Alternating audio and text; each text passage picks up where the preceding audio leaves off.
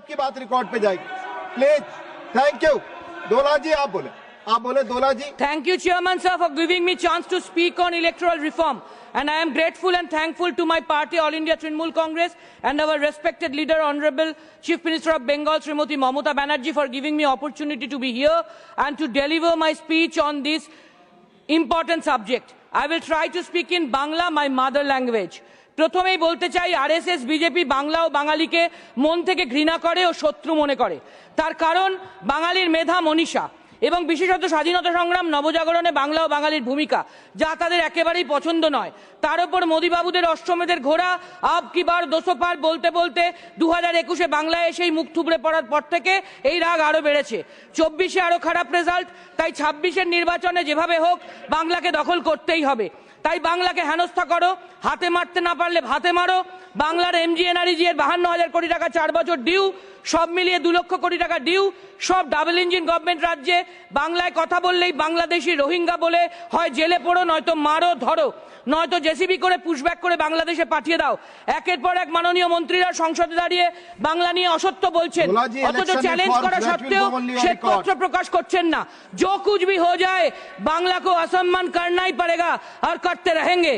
তবুও বাংলাও তেমনি দেখুন, জয় শ্রীরামের বদলে বন্দে মাতরম নিয়ে 3 দিন ধরে আলোচনা করতেই হলো ট্রেজারি বেঞ্চকে। নইলে ভাবুন, দিল্লি থেকে গত জুনে অন্তঃসত্ত্বা সোনালী খাতুন সহ 6 জনকে বলপূর্বক পশ্চিমবাংলায় নিয়ে এসে জোর করে তাদের বেআইনিভাবে পুশব্যাক করা হয়েছিল। এটা চরম অমানবিক। তাদের কথাও বলতে দেওয়া হয়নি।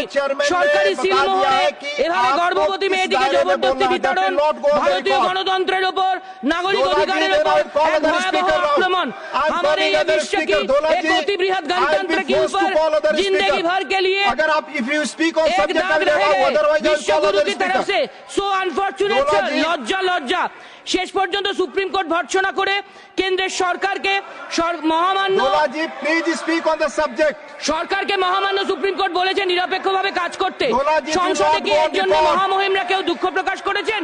না, सिर्फ वही नहीं सर, इसके बाद भी ये यूनियन गवर्नमेंट ने उत्साह के साथ 26 नवंबर कॉन्स्टिट्यूशन डे मना रहा है।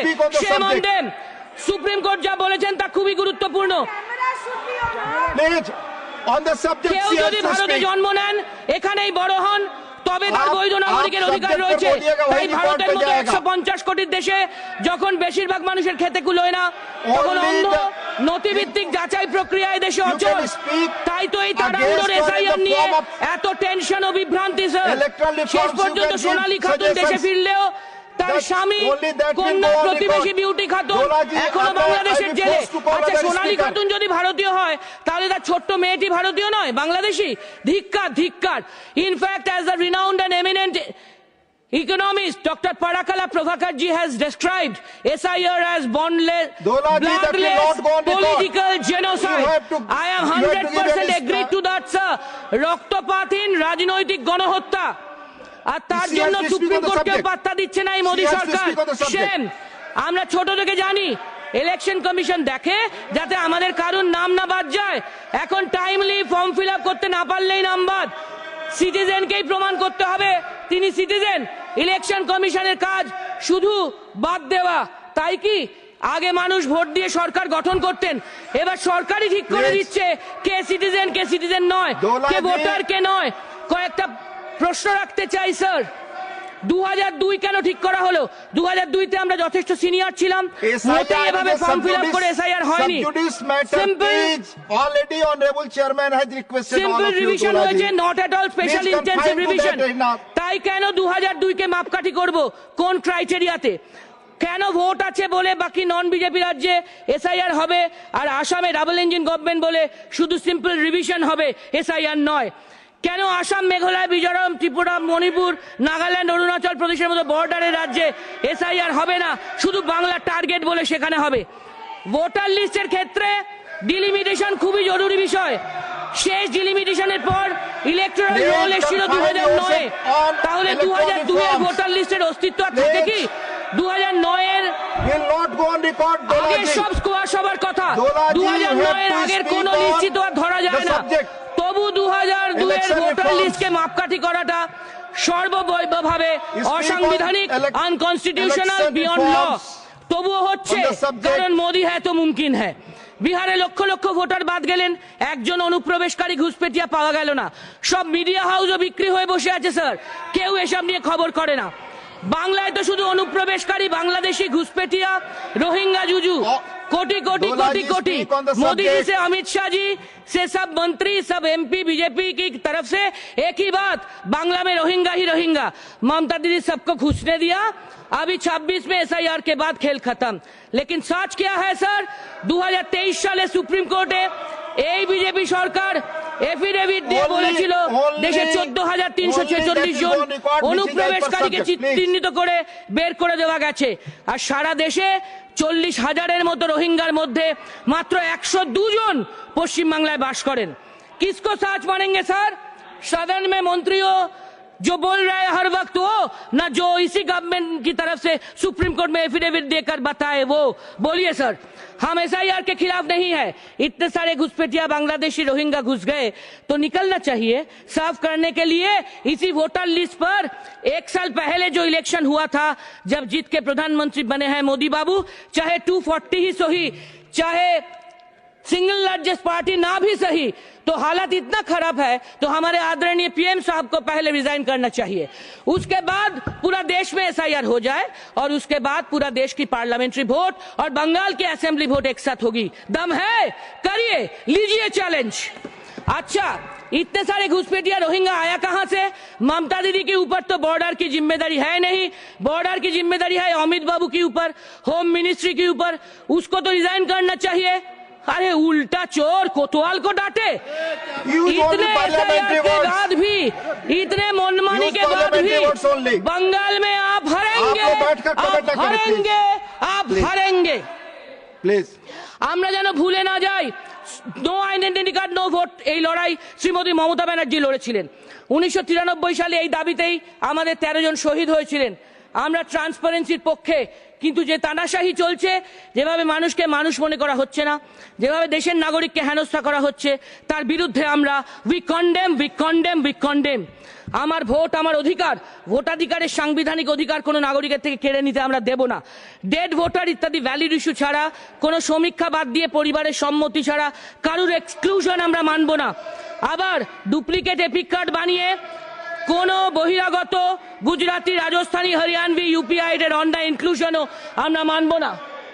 We are not against clear electoral rolls. We are against a process that clears the rolls by erasing the people. কারা বেশি অসুবিধায় পড়ছেন?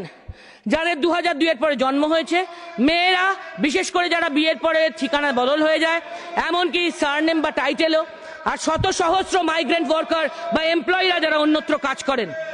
2000 থেকে 2025, 23 বছর পর আপনি ইন্টেন্সিভ রিভিশন করবেন, 1-2 মাসে সে কাজ করা সম্ভব? এত জনসংখ্যার দেশে, আজও স্বাধীনতার 75 বছর পার হয়ে এসেও আমাদের 70% মানুষ দারিদ্র সীমার নিচে, তাদের নুন আনতে পান্তা ফুরোয়। আমাদের অন্নদাতা কৃষক, ক্ষেত মজুর, বর্গার ভাইরা, অসংগঠিত শ্রমিক বন্ধুরা এসব কাজ ফেলে, রোজগার বন্ধ করে, খেতে না পেয়ে ডকুমেন্টসের পিছনে দৌড়বেন। স্বাধীন দেশের স্বাধীন মানুষ আপনার দাসখত দেওয়া গোলাম নয়। এর আগে নোটবন্দি করে মানুষকে মেরেছেন, এখন ভোটবন্দি করে মানুষকে মারতে চাইছেন।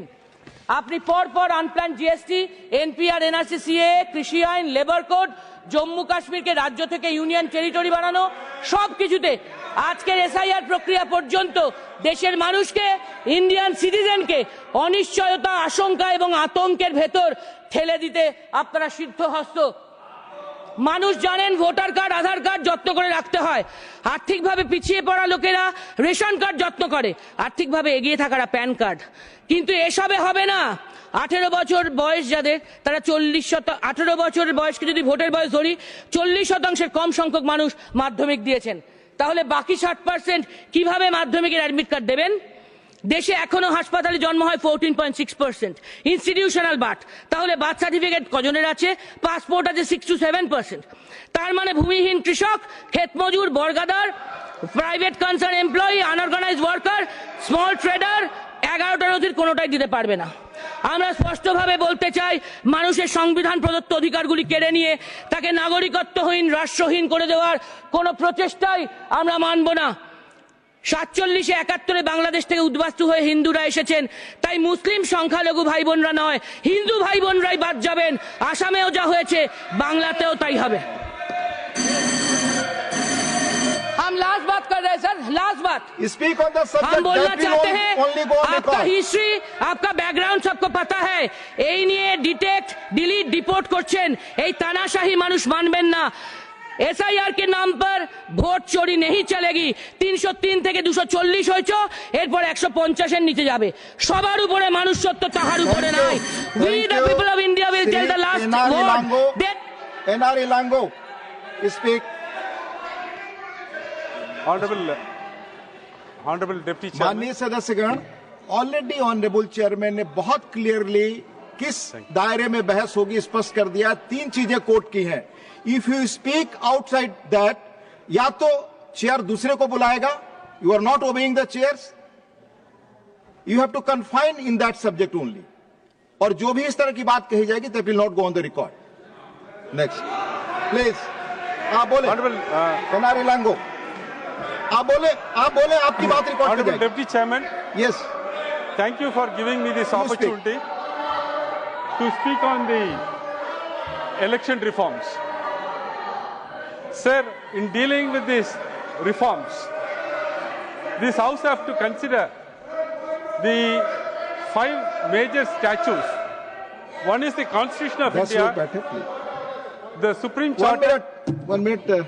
हाँ सुखेंदु जी, minute. Rule number Rule number 240. Sir, 240. ये আরে আমি বলে নি তারপর বলবে বলে, আমি বলে। বলে নি তারপর বলো ঠিক আছে यस irrelevance or repetition, হ্যাঁ right? so you can ask the member to discontinue his or her speech. You have directed that those according to is irrelevant, that is mainly SIR, that will be removed from the records when Dola Sen was speaking.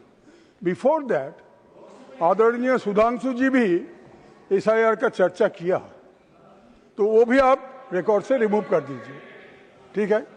That will be done, please. Already माननीय सुधांशु जी मैंने clear कर दिया है, the speech has been within the limitations जो honourable chairman ने clarify किया। Please नहीं, your time starts now. आप speak, no debate, please. Sir, the time.